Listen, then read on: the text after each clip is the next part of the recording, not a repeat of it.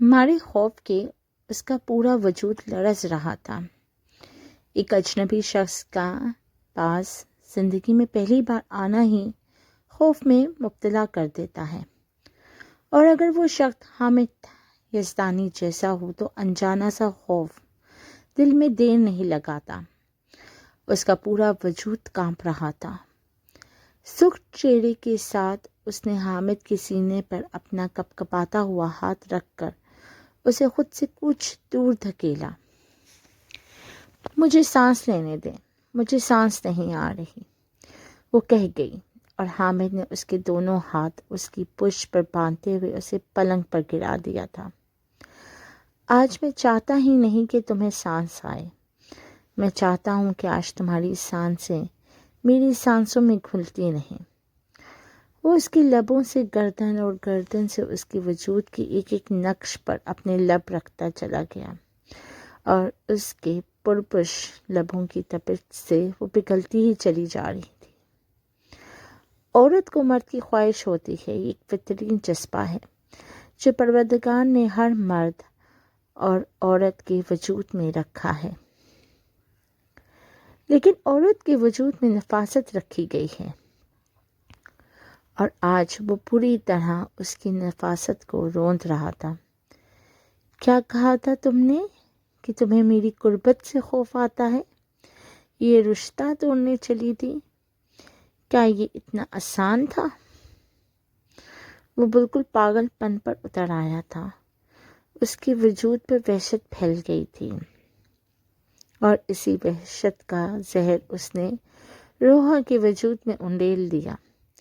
سرخ دھبے جا بجا بکھرتے چلے گئے، اور اس کے ساتھ اس کی سسکیاں اور خواہشیں بھی گلے میں دم توڑتی چلی گئیں۔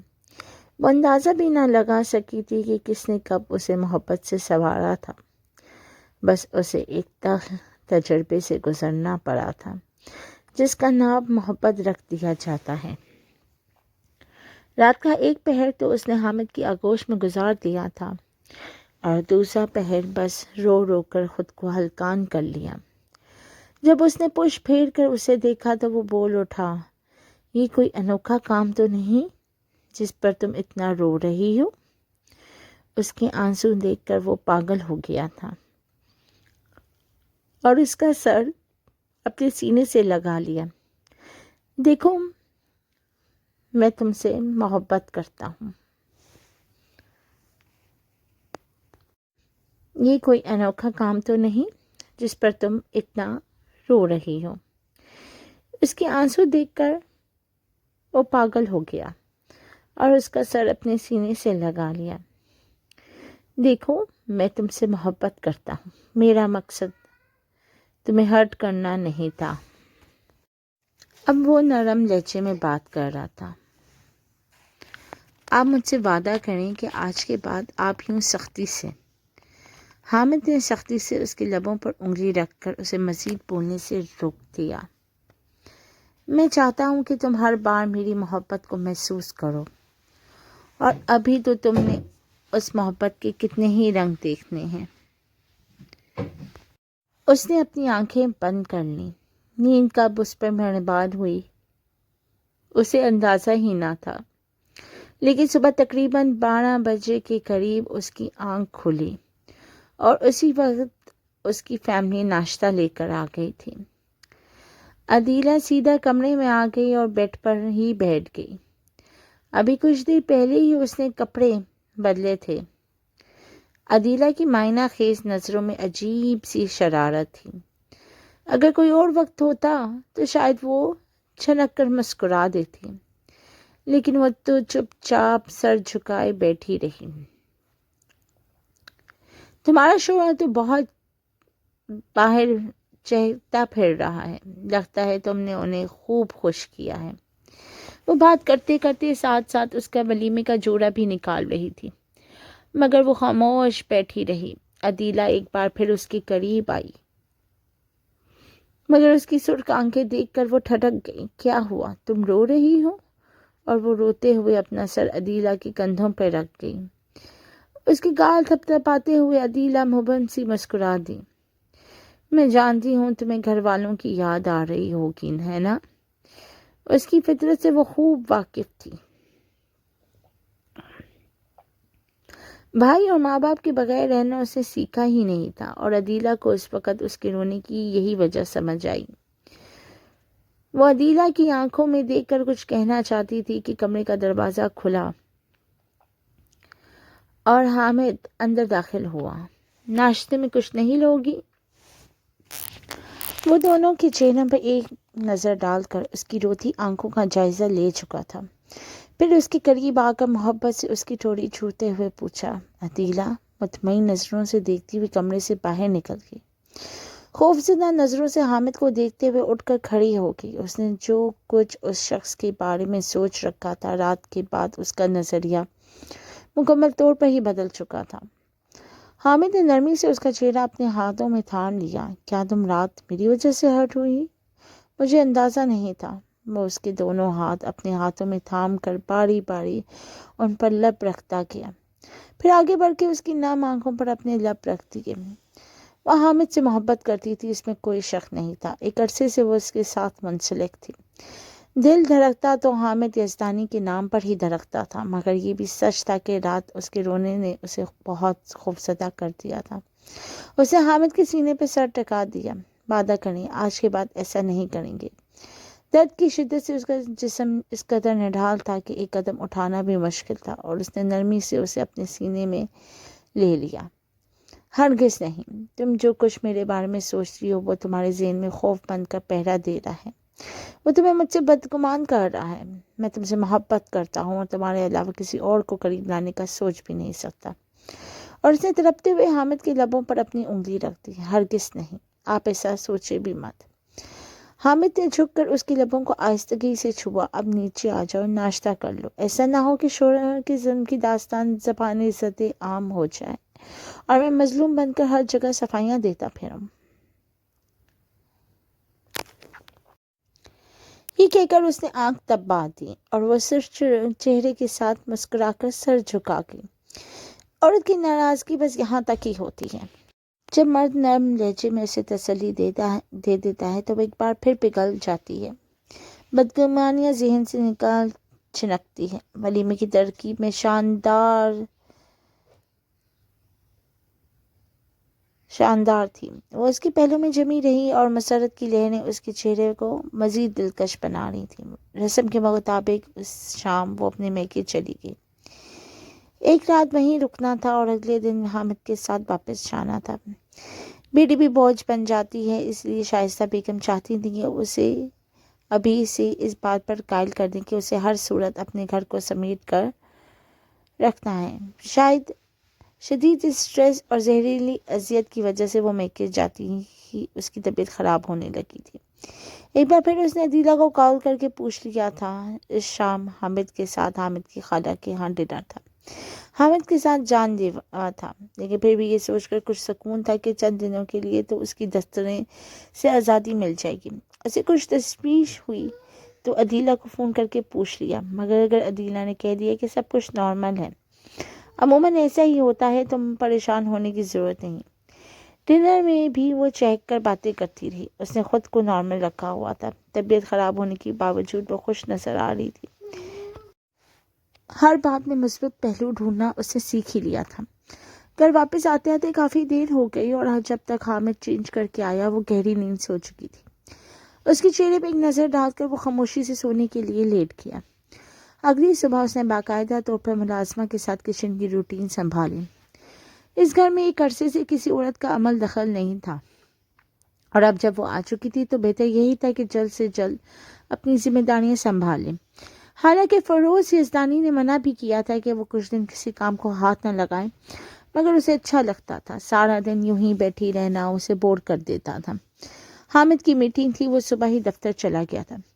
فیروز یزدانی چاہتے تھے کہ ہنی مون کے سلسلے میں وہ اسے 1-2 ہفتوں کے لیے پیرس یا ملیشیا لے جائیں، مگر حامد نے انکار کرتے ہوئے کہا تھا کہ فی الحال وہ یہیں رہ کر کام کے ساتھ ساتھ اپنی بیوی کے ساتھ وقت گزارے گا، پھر لمبی چھٹی لے کر کہیں جائے گا۔ وہ اپنی مرضی کا مالک تھا۔ دوستوں کے درمیان عیاشی، رات دن ان سے ملنا جلنا، یہ سب اس کی مصروفیت تھی اور ان میں کوتاہی اسے ہرگز پسند نہ تھی۔ اس رات بھی اس نے اپنے فارم ہاؤس پر شاندار پارٹی رکھی جو اس کی شادی کی خوشی میں تھی۔ دوستوں کا مطالبہ تھا کہ بیوی کی آمد پر وہ انہیں نہ بھولے۔ وہ انہیں یقین دلانا چاہتا تھا کہ بیوی کی اس کی زندگی میں آمد اتنی اہم نہیں کہ وہ دوستوں کو فراموش کر دے۔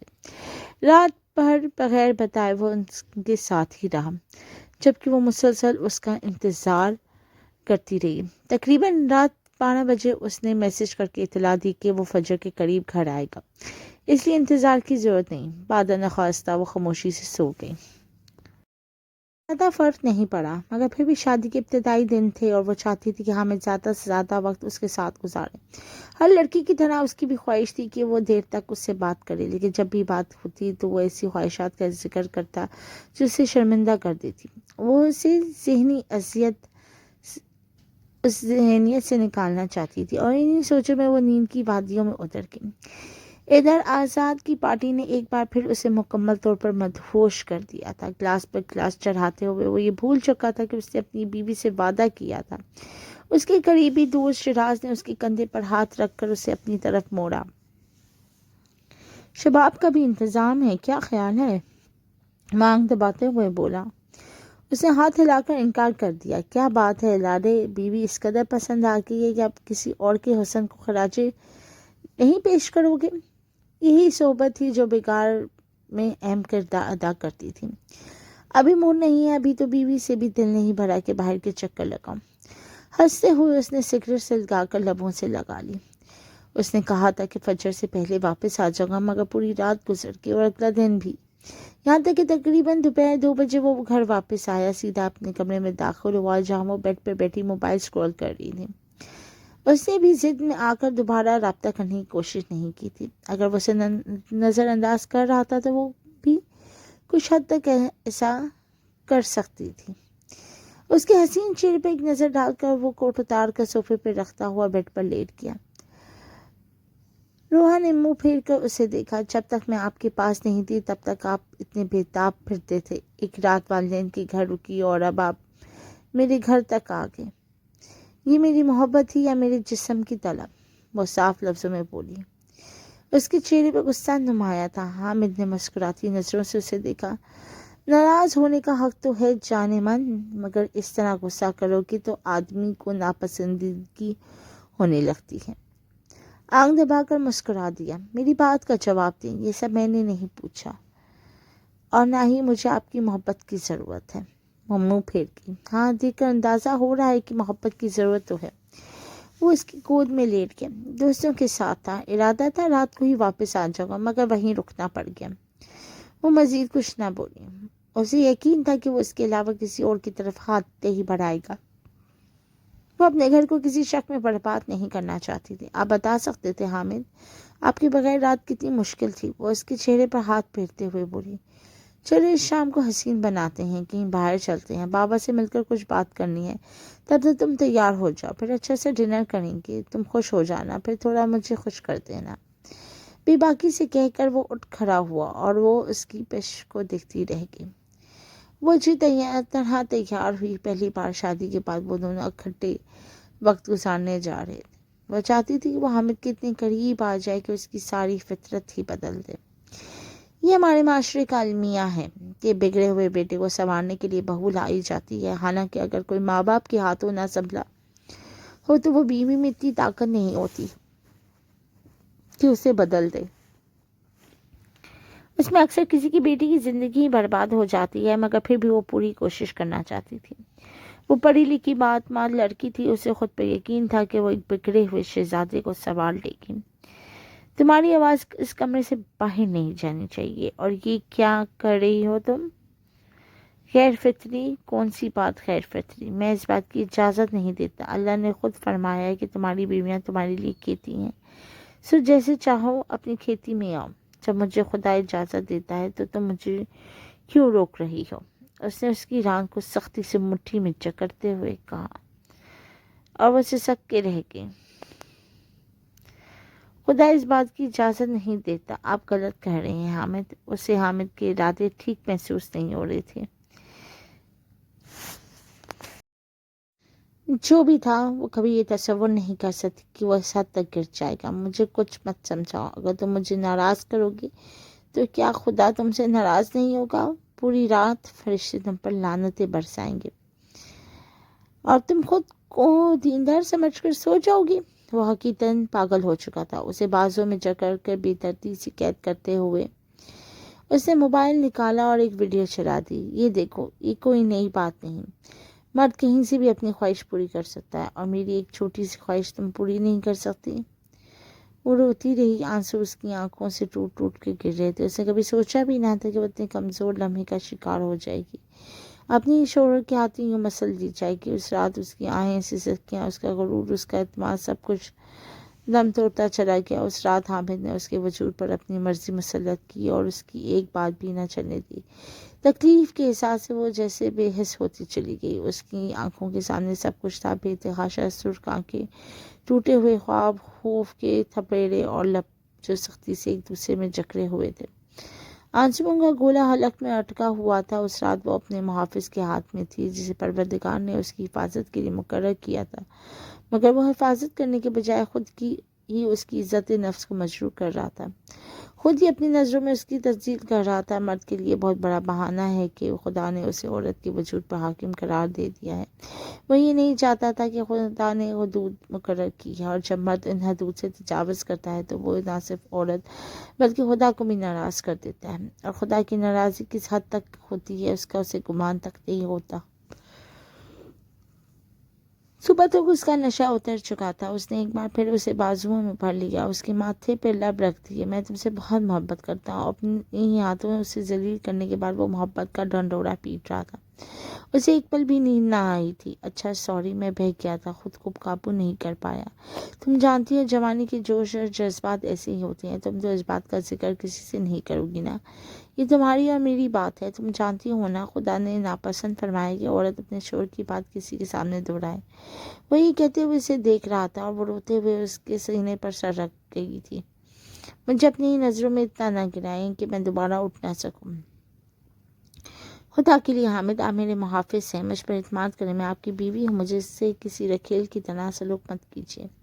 میرے ساتھ آپ نے ایک رات نہیں پوری زندگی گزارنی ہے۔ اور اس نے اس کے لبوں پر انگلی رکھ دی۔ آپ مجھے کتنا شرمندہ کرو گی، میں اپنی حرکت پر شرمندہ ہوں، آئندہ خود کو قابو میں رکھوں گا۔ اس نے حامد کی دونوں ہاتھ تھام لیے۔ آج کے بعد ایسی کوئی ویڈیو نہیں دیکھیں گے آپ جانتے ہیں یہ سب غلط ہے، یہ غیر مسلموں کا کعوہ ہے تاکہ ہم اپنے ایمان سے پیچھے ہٹ جائیں۔ وہ اسے قائل کر رہی تھی اور اس نے اسے مطمئن کرنے کے لیے اس بات میں سر ہلا دیا۔ وہ خود بھی شرمندہ نظر آ رہا تھا، شاید واقعی بہک گیا تھا۔ اس نے ایک بار پھر خود کو تسلی دے دی، مگر دل نہیں چاہ رہا تھا کہ وہ حامد پر مزید اعتماد کرے۔ کہاوت ہے کہ اگر بچہ ایک جگہ سے گر جائے تو دوسری بار وہاں جانے سے ڈرتا ہے، مگر عورت کی عقل شاید بچے سے بھی کم سمجھی جاتی ہے۔ ایک مرد سے دھوکہ کھانے کے بعد بھی وہ دوبارہ اسی کے پاس چلی جاتی ہے، اس امید میں کہ شاید اب اسے سے وہ عزت مل جائے جس کی وہ طلبگار ہے۔ حالانکہ ایک بار ذلیل ہونے کے بعد دوبارہ جانے کا مقصد اکثر یہی ہوتا ہے کہ پچھلی بار کچھ کمی رہ گئی تھی، اس بار وہ کمی پوری کر دی جائے تاکہ عورت دوبارہ سر اٹھانے کی قابل نہ رہے۔ نکاح کی گرفت میں آئی لڑکیاں زبان کھولنے سے بھی کتراتی ہیں۔ مرد کی حکومت انہیں بے بس کر کے مسلسل قید میں ڈال دیتی ہے۔ اگلے آنے والے دن خوشگوار تھے۔ اس نے سوچا بھی نہ تھا کہ وہ ایک بار سمجھائے گی اور حامد سمجھ جائے گا۔ ایک بار کی غلطی تو خدا بھی معاف کر دیتا ہے، اس لیے اس نے حامد کی نادانی کو معاف کر دی۔ کوئی پچھلی بات نہ دہرائی گئی۔ دن گزرتے گئے اور وہ اس کی محبت میں مزید پھنستی چلی گئی۔ وہ اسے بے بس کرتا گیا اور وہ بے بس ہوتی چلی گئی۔ اس نے حامد کی کوئی خواہش پوری کرنے سے انکار نہ کیا۔ وہ جو چاہتا تھا اس کے سامنے رکھ دیتی، جس طرح چاہتا اسے استعمال کرتا، بستر پہ اسے توڑ دیتا، اور پھر وہ صبح خود کو نارمل کر لیتی۔ یہ سب کچھ نارمل سمجھا جاتا ہے۔ یہی ہماری سوسائٹی میں چلتا آیا ہے کہ ہر عورت میں یہ سب برداشت کرتی ہے، وہ بھی کوئی مختلف عورت نہ تھی۔ عدیلہ بھابھی تو یہی کہتی تھی کہ زبیر بھائی انہیں مطمئن نہیں کر پاتے، اگر مرد نرم ہاتھ رکھے تو عورت شور مچا دیتی ہے، اور اگر سختی پہ آ جائے تو پھر وہ رونے لگتی ہے۔ تیسری بات کہیں موجود ہی نہیں۔ وہ بات ہے جو عورت کو ذہنی اور جسمانی طور پر مسلسل اذیت دیتی ہے، جو اسے اندر سے کھوکھلا کر کے اپنی نظروں میں مجرم بنا دیتی ہے۔ اس نے کبھی اس پہلو پر غور ہی نہیں کیا۔ یہ تبدیلی مستقل نہ تھی، چند دن یا چند ہفتے اور پھر وہ دوبارہ قابو سے باہر ہو جاتا۔ ایک شام دوستوں کے ساتھ گزار لیتا تو نہ جانے کیا ہو جاتا، وہ محفل اس پر ایسا اثر ڈالتی کہ وہ بیوی کی محبت بھول جاتا، وعدوں کو پش کر دیتا، پھر اسے گمراہی میں جا کرتا، ایک بار پھر اسے جکڑ لیتا، اپنی خواہش پوری کرتا اور بعد میں اسے بازوؤں میں سمیٹ لیتا۔ بس بہک گیا تھا، اس کے سوا کچھ نہیں، بالکل اسی بچے کی طرح جو بار بار ماں کی جیب سے پیسے چرا لیتا ہے اور پھر معصوم چہرہ بنا دیتا ہے۔ شاید یہ بھی اس کی عادت بن چکی تھی، کیونکہ بار بار معافی مانگتے مانگتے شرمندگی کا احساس بھی ایک دن ختم ہو جاتا ہے اور انسان اپنے گناہوں پر نادم ہونا چھوڑ دیتا ہے۔ اس دن کچن میں کام کرتے ہوئے اسے چکر آیا اور وہ گرنے لگی۔ ملازمہ نے تھام لیا۔ اسے یاد آیا پچھلے کچھ دنوں سے اس کی طبیعت بہت گرنے لگی اور یہ بات حامد نے بھی نوٹ کی تھی۔ آنکھوں کے نیچے گہری زردی، شادی کے بعد وہ مرجھا سی گئی تھی۔ حالانکہ اسے تو کھل کر گلاب کی طرح نکھرنا تھا، مگر معاملہ بالکل مختلف سمت جا رہا تھا۔ حامد نے اسے تشویش بھری نظروں سے دیکھا۔ کیا تمہاری طبیعت ٹھیک نہیں ہے؟ اس نے بڑی مشکل سے آنسو ضبط کیے، چہرہ سرخ ہو رہا تھا۔ نم پلکیں دیکھ کر وہ اسے اپنے قریب لے آئے۔ چلو ڈاکٹر کے پاس چلتے ہیں۔ اس کی بے چینی صاف جھلک رہی تھی۔ مجھے لگتا ہے تم اپنا خیال نہیں رکھتی۔ وہ اسے بس دیکھتی رہ گئی۔ ڈاکٹر کے پاس حامد بے حد بے چین تھا۔ ڈاکٹر صاحبہ سب نارمل تو ہے نا؟ یہ پچھلے دنوں سے بہت ویک رہی ہے، بلڈ پریشر بھی کم رہنے لگا ہے۔ ڈاکٹر اس کی بے چینی دیکھ کر مسکرا دی۔ اس کی آنکھوں میں رشک اور ستائش تھی۔ دیکھنے والا وہی دیکھتا ہے جو سامنے ہوتا ہے، مگر جو نظر نہیں آتا وہ محسوس نہیں کیا جا سکتا۔ وہ صرف وہی جانتا ہے جو اس کی وجود کا حصہ ہو۔ مسٹر یزدانی، آپ کو پریشان ہونے کی ضرورت نہیں، آپ کی بیوی حاملہ ہے۔ مبارک ہو، آپ باپ بننے والے ہیں۔ ڈاکٹر کی پیشہ ورانہ مسکراہٹ نے اس کے چہرے پہ رنگ گھیر دیے۔ حامد نے پلٹ کے اس کے چہرے کو دیکھا۔ وہ خوش تو تھی، اور خوش کیوں نہ ہوتی، ماں بننے کا احساس عورت کو مکمل کر دیتا ہے۔ گاڑی میں بیٹھتے اس نے مسکراتے ہوئے کہا، نہیں، خوش نہیں ہونا چاہیے۔ کیا؟ وہ شرما کر مسکرا دی۔ مجھے بس ڈاکٹر صاحبہ کی بات اچھی نہیں لگی کہ کچھ دن ہمیں احتیاط کرنی ہوگی، مگر مجھے اس بات کی زیادہ خوشی ہے کہ آپ باپ بننے والے ہیں اور میں ماں۔ ہمارے رشتے مضبوط ہوں گے۔ وہ خاموش ہو گئی۔ اولاد عورت کے لیے سب سے مضبوط کڑی ہوتی ہے۔ وہ خود کو خوش نصیب سمجھ بیٹھی، یہ سوچے بغیر کہ آنے والے کل اس کے لیے کیا لے کر آئے گا۔ میں نہ تو کسی کے ساتھ پرہیز کروں گا اور نہ ہی ڈاکٹر کی کسی بات پر عمل کروں گا۔ حامد کے تاثرات سخت ہو گئے تھے۔ عمل تو کرنا پڑے گا۔ ڈاکٹر نے کہا کہ مجھے بچے کا بھی مسئلہ ہے اور شدید کمزوری بھی۔ ہم اپنے آنے والے بچے کے لیے اتنا تو کر ہی سکتے ہیں نا؟ وہ نرم لہجے میں بولی۔ نہ جانے حامد کو کیا ہو گیا کہ اس نے سختی سے اس کی گردن دبوچ لی۔ میں کسی کے لیے کچھ نہیں کر رہا۔ جو میں حاصل کرنا چاہوں گا وہ حاصل کر کے ہی رہوں گا۔ مجھے خود کو ہر حال میں ریلیکس کرنا ہے اور تمہیں ہر صورت میرا ساتھ دینا ہوگا۔ اس نے جھٹکے سے حامد کا ہاتھ جھٹک دیا۔ ہر بات میں سختی اور چڑچڑاپن مت لے کر آیا کریں۔ حامد، میں ایسا کچھ نہیں کروں گی۔ اگر ڈاکٹر نے ہمیں ایک دوسرے سے دور رہنے کی ہدایت دی ہے تو ہمیں اس پر عمل کرنا ہوگا، ورنہ آپ جانتے ہیں کہ بیوی کے لیے یہ کس قدر خطرناک ہو سکتا ہے۔ وہ بھی اپنی بات مکمل بھی نہیں کر پائی تھی کہ حامد نے ہاتھ گھما کر اس کے منہ پر ایک زوردار تھپڑ دے مارا اور وہ سن ہو کر رہ گئی۔ یہ پہلا موقع تھا کہ اس نے اس کے اوپر ہاتھ اٹھایا تھا۔ اس سے پہلے وہ بس دھکے دے دیتا تھا، دور جھٹک دیتا تھا۔ وہ حیرت سے حامد کو دیکھتی رہ گئی، جس کے چہرے پر صرف غصہ تھا۔ وہ کمرے سے باہر نکل گیا۔ بہت دیر تک اسی احساس میں گم رہی کہ آخر وہ کیسا شخص تھا جو اتنی بڑی خوشی کے موقع پر اس کے ساتھ ایسا رویہ اختیار کر رہا تھا۔ 2 دن تک اس نے حامد سے مکمل طور پر بات چیت بند رکھی اور حامد بھی اس سے دور دور رہا۔ اس رات آخرکار ضد توڑتے ہوئے وہ حامد کے پاس آ گئی۔ آپ نے ایک بار بھی مجھ سے معذرت نہیں کی، آپ کو شرمندگی نہیں ہے؟ حامد نے اتنے دن اس کے بغیر گزار لیے تھے، حالانکہ وہ ایک رات بھی صبر نہیں کر پا رہا تھا۔ شرمندگی کس بات کی؟ تم میری بیوی ہو، میں تمہیں ماروں یا پیار کروں یہ میرا حق ہے۔ وہ اسے اپنے بازو میں سمیٹ کر اس کے گلابی لبوں پر انگلی پھیر رہا تھا۔ آپ جانتے ہیں مجھے آپ سے خوف آنے لگا ہے۔ پہلے میں آپ سے محبت کرتی تھی، آپ کے قریب رہ کر تحفظ کا احساس ہوتا تھا۔ میں نے سوچا تھا کہ نکاح کے بعد ہمارے درمیان سارے مسائل حل ہو جائیں گے، مگر نہ جانے کیوں اب مجھے آپ سے ڈر لگنے لگا ہے۔ مجھے لگتا ہے کہ آپ کو صرف میرے جسم کی طلب ہے، آپ صرف میری اپنی خواہش پوری کرتے ہیں۔ میرے پاس اس کے علاوہ کچھ بھی نہیں ہے۔ آج بھی میں ایک خواہش تمہارے پاس لے کر آیا ہوں جسے تمہیں پورا کرنا ہوگا۔ اس کا چہرہ اپنے قریب کرتے ہوئے عجیب انداز میں بولا اور وہ اسے دیکھتی رہ گئی۔ آپ کا کیا مطلب ہے؟ वो समझ ना पाई। मैं चाहता हूँ कि तुम मेरी ख्वाहिश इस तरह पूरी करो कि मेरा साथ दो। जज्बात में बह कर उसे देख रहा था और वो दंग रह गई। उसके मुंह पर हाथ आ गया। खुदा का खौफ करें, मेरे पेट में आपका बच्चा है और आप ऐसी गंदी बातें कर रही हैं। आप जानते हैं पहले ही मेरा दिल खराब रहता है। इस बात से तुम्हारा दिल खराब नहीं होना चाहिए। मैं तुम्हारा शौहर हूँ। अपने शौहर से क्या शर्माना। वो उसे बाजू में ले गया और वह हया से सिमट गई। प्लीज़ मुझसे दूर नहीं। उसने खुद को उससे दूर रखना चाहा, मगर उस रात वह हद पार कर गया। उसने वो सब कुछ कर डाला जिसके बारे में उसने कभी सोचा भी ना था। काफ़ी देर तक वो बिस्तर पर झुकी रही। मुसलसल आने वाली उल्टियों ने उसे निढाल कर दिया। चेहरा जट पड़ चुका था। वो ना जाने कितनी देर वहीं बैठी रही, फिर खुद को संभाल कर दोबारा कमरे में चली गई। उसकी तबीयत बिगड़ रही थी, जी मतला रहा था और जो कुछ आज हुआ था वो नहीं होना चाहिए था। उसके दिल बुरी तरह धड़क रहा था। ये सब उसकी बुरी आदतों का नतीजा था जो वो गंदी वीडियोस देख देख कर अपना चुका था, और अब अपनी बीवी पर आजमाने का सोचकर उसने अमली जामा पहना दिया था। हर चीज़ को कोसते हुए अगले दिन वो घर वापस चली गई।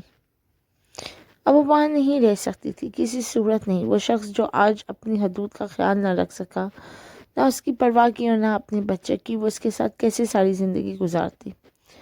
उसे फैसला कर लिया था कि वो कभी वापस नहीं जाएगी, मगर चंद ही दिनों बाद वो फरोज सेजदानी के साथ आ गया। उसने साफ लफ्ज़ों में माँ से कह दिया कि वो जिस्मानी तशद्दुद बर्दाश्त नहीं कर सकती। ये कोई नई बात नहीं है। तुम रोज़ मुंह उठाकर यहाँ जाती हो और हर बार एक ही बात दोहराती हो।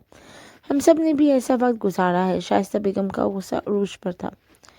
लड़कियों का कोई घर नहीं होता, उन्हें जैसे ऐसे भी हो अपने शौहर के साथ ही गुजारा करना पड़ता है। उस दिन वो उनसे रूठ कर चली गई। यहाँ उसे कोई भी अपना ना लगा। हामिद ने उसे देखकर तंजिया मुस्कुराहट दी। अब तो तुम्हें पता चल चुका होगा कि मेरी ख्वाहिशात पूरी करने के अलावा तुम्हारे पास और कोई रास्ता नहीं। मैं आपकी ऐसी कोई ख्वाहिश पूरी नहीं करूँगी। हामिद प्लीज़, मेरा नहीं तो अपने ही बच्चे का ख्याल कर लें। इस गलासे से बाहर आ जाएं। ऐसा ना हो कि आप खुदा को भी नाराज़ कर लें। वो समझा के रह गई, मगर वो ना माना। ये सब तुम्हें ही करना होगा। ये मेरी मजबूरी है, मुझे उसी से सुकून मिलता है। तुम मेरे लिए बासते सुकून हो तो क्या इतना भी नहीं कर सकती। आने वाले चंद दिनों में उसने उसे दिखा ही दिया कि वो सब कुछ कर सकता है जिसे वो इनकार करती थी। उसके पास कोई चारा ना था। वो बस रोती रह जाती, सिसकती रह जाती। और एक अंधेरी रात आई जब उसने उस पर वो सब किया जिसे वो बयान करना भी मुमकिन ना था। सुबह जब मुलाजमा कमरे में आई तो उसके टूटे हुए वजूद को देखकर चीख पड़ी। हमें तो रात ही दूसरे कमरे में जाकर बेफिक्र होकर सो चुका था। फिर यजदानी उसे अस्पताल ले गए जहाँ एक और सदमा उसका मुंतजर था। वो अपने पेट में पलने वाले बच्चे को खो चुकी थी, वो बच्चा जो उसके जीने का वाहिद सहारा था। डॉक्टर ने साफ लफ्ज़ों में बता दिया कि आपकी बेटी में शदीद जिस्मानी तशद्दुद किया गया। हमने पहले ही आगाह कर दिया था कि हमल के दौरान ये सब खतरनाक हो सकता है। आप अपनी बेटी की हालत देखकर शाइस्ता बेगम के हाथ मुंह पर जम गए। आंसू भरी आंखों से वो उसे देखती रही। उस दिन सबको एहसास हुआ कि वो किस अज़ियत से गुजर रही थी। मैं तुम्हें अपने साथ ले जाना चाहती हूँ। अब तुम इस शख्स के साथ नहीं रहोगी। मगर उसने सख्ती से उनका हाथ झटक दिया। वो हाथ जो वक्त पर उसके गिर्द ना आ सके थे, अब उसे कोई हक नहीं रखते थे। हकीकत ये थी कि वो पहले ही एक ऐसे समुद्र में डूब चुकी थी जहाँ से निकलने के लिए उसे खुद की ही लड़ना था। तमाम हकायक के बावजूद उस दिन फैसला हामिद यजदानी के हक में दे दिया और वो घर वापस आ गई। अब वही उसका ठिकाना था। उसने ठान लिया था कि वो अपना बदला खुद लेगी, किसी पे इन्हिसार नहीं करेगी। उसके साथ जो कुछ हुआ वो इसलिए था कि वो हमेशा दूसरों पे भरोसा करती आई थी। उसने अपना बच्चा खो दिया और अब वो मज़ीद दहशत की मुहतमिल नहीं हो सकती थी। उसे यकीन हो चुका था जब तक वो उसके अंदर के दरिंदे को ख़त्म नहीं करेगी उसके दिल का बोझ नहीं हल्का होगा। और उसने बड़े इत्मीनान से खुद को हामिद यजदानी के करीब रखा। वो अपने नाखूनों से उसके जिस्म के उन तमाम हिस्सों को चीरती रही जिनकी बुनियाद पर वो अपनी मर्दानगी पर नाज करता था। वही मर्दानगी जिसके सहारे उसे यकीन था कि वो एक मजबूत और तवाना मर्द है जो किसी औरत के सामने हार नहीं मान सकता। वो समझता था कि वो औरत को ज़ेर करना जानता है। वही बुनियाद जिस पर वो सिसकियों का गला घूंट देता था, वही वह जहर जो वो उसकी रगों पर उंडेल लेता था। ایک ایسا زہر جو لا علاج تھا۔ اچانک اس کے منہ سے سرخ سیال بہنے لگا اور وہ منظر خوفناک تھا، مگر سرخ آنکھوں کے ساتھ اس نے خود کو مکمل کر لیا۔ کمرہ چیخوں سے گونج اٹھا اور وہ درد کی شدت سے بے ہوش ہونے کے قریب تھا۔ سرخ سیال اس کی ٹانگوں سے بہتا چلا گیا۔ ملازمین، فروز، یزدانی اور سب لوگ دوڑتے ہوئے آگے۔ وہ دیوار کے ساتھ بیٹھ کر بس دیکھتی رہ گئی۔ یہ لوگ اس وقت کیوں نہیں آئے تھے جب وہ چیختی تھی، جب وہ چلاتی تھی، جب وہ مدد کی التجا کرتی تھی؟ اسے فوراً ہسپتال منتقل کر دیا گیا۔ نہ جانے کتنے دن وہ ہوش و حواس سے بیگانہ رہا۔ پھر یزدانی نے اس پر کیس دائر کر دیا۔ میڈیا نے اس بات کو خوب اچھالا۔ انٹرویوز، روزانہ کی بحثیں، ہنگامے، بالکل ویسے ہی جیسے کچھ دن پہلے ایک مرد کے شدید کیفیت پہ ہونے پر اس کی زبان پہ لگے کٹ کو موضوع بنا دیا گیا تھا۔ ہر نیوز چینل، ہر میڈیا کے ٹھیکیدار نے اس واقعے کو اچھالا۔ اپنی حوث کی خاطر ایک عورت کو اس حد تک مجرم بنا دیا تھا کہ وہ آئندہ کسی بھی مرد کے قریب آنے سے پہلے 1000 بار سوچے۔ اگر یہی بات کسی مرد سے منسوب ہوتی تو لوگ مسکراتے ہوئے منہ پھیر لیتے۔ اتنا تو چلتا ہے، مرد وحشت میں اتنا تو کر ہی لیتا ہے۔ ہونٹوں پہ کٹ، زبان پر، گردن پر، یہ سب اس کی مردانگی کی علامت ہے۔ لیکن یہی سب کچھ عورت کر دے تو معاشرہ کبھی اسے تسلیم نہیں کرتا۔ اس پہ مقدمہ چلا، عدالت میں پیشی ہوئی، اس کے والد اس کے ساتھ کھڑے تھے۔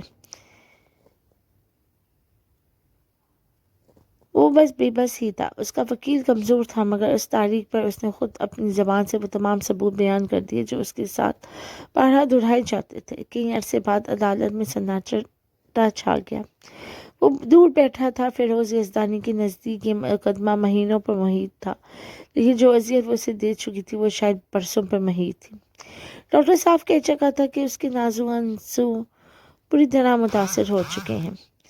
ذرا برابر بھی امید نہیں کہ وہ دوبارہ اپنی مردانگی پر پورا اتر سکے گا، اور اگر کسی حد تک ممکن بھی ہوا تو وہ برسوں کے علاج کے بعد۔ اس نے چیخ چیخ کر عدالت کے کمرے میں ہر چیز کو خاموش کر دیا تھا، اور وہ سر جھکائے بیٹھا رہا، جیسے اس کے سر سے مردانگی کا غرور اتر چکا تھا۔ اب کہنے سننے کو کچھ باقی نہ رہا تھا۔ وہ کیا کہتا؟ اس کے چہرے پہ شرمندگی تھی۔ جج نے اسے کٹہرے میں بلا کر سوالات کیے۔ وہ یہ سوچ کر آیا تھا کہ اس کے خلاف ایسا مقدمہ چلائے گا کہ وہ ساری زندگی جیل سے باہر نہ نکل سکیں، مگر جب اس نے چیخ چیخ کر روتے ہوئے دیکھا تو اپنی تمام غلطیوں کو تسلیم کرنے کے سوا کوئی چارہ نہ رہا، کیونکہ یہی اس کے پاس آخری راستہ تھا۔ اس نے اپنی سزا پا لی تھی۔ اس دن عدالت نے اسے باعزت بری کر دیا، مگر اسے یقین تھا کہ اسے اب کہیں سے عزت نہیں ملنی تھی، کیونکہ وہ اپنے حق کے لیے خود کھڑی ہوئی تھی۔ اس نے جو کیا وہ غلط تھا، لیکن غلط کی بنیاد پہلے دوسری جانب سے رکھی گئی۔ جب غلط کی بنیاد رکھ دی جائے تو پھر دوسرے سے بھی یہی توقع رکھی جاتی ہے کہ وہ بھی کچھ ایسا کرے گا جو محض غلط کے زمرے میں آتا ہے۔ اب دونوں اپنے اپنے حصے کی سزا کاٹ رہے تھے۔ وہ اس سزا میں مبتلا تھا کہ ساری زندگی ذلت کے ساتھ جینا پڑے گا کہ وہ مردوں میں شمار ہی نہیں ہوتا، وہ جسے اس کی بیوی نے یہ حق چھین لیا تھا وہ کسی پر اپنی محبت نچھاور کر سکے، اور وہ اس سزا میں تھی کہ ساری زندگی اس اذیت کے ساتھ گزارے گی کہ لوگ اسے دیکھ کر منہ پر ہاتھ رکھ کر ہنس دیں گے۔ کوئی اس کی تکلیف کو نہیں سمجھے گا، کوئی مرد دوبارہ اس پر اعتماد نہیں کرے گا، شاید وہ اسی دہلیز پہ بیٹھے بیٹھے بوڑھی ہو جائے، مگر اب یہی اس کا مقدر تھا، اور اس نے اپنے مقدر کو قبول کر لیا تھا۔ اس کی زندگی برباد ہو چکی تھی، اور صرف اس کی نہیں بلکہ نہ جانے کتنی ایسی عورتیں ہیں جن کی زندگی خاموشی سے برباد ہو رہی ہے۔ خود کو مزید برباد مت ہونے دو، اپنے لیے خود کھڑی ہو جاؤ، خاموشی کو ختم کرو، اپنی عزت کا بھرم رکھو، اور دوسروں کا فیصلہ خدا پر چھوڑ دو، کیونکہ خدا کبھی ایسے لوگوں کو ان کے حال پر نہیں چھوڑتا جو اس کے حکم کی خلاف ورزی کرتے ہیں، جو صرف مغربی طرز کو اپنا کر عورت کو مات دینا چاہتے ہیں، جنہوں نے نہ صرف یہ سن رکھا ہے کہ عورت تمہاری کھیتی ہے، مگر یہ بھی کبھی نہیں سنا کہ تم عورت کے محافظ ہو اور وہ تمہاری ذمہ داری ہے۔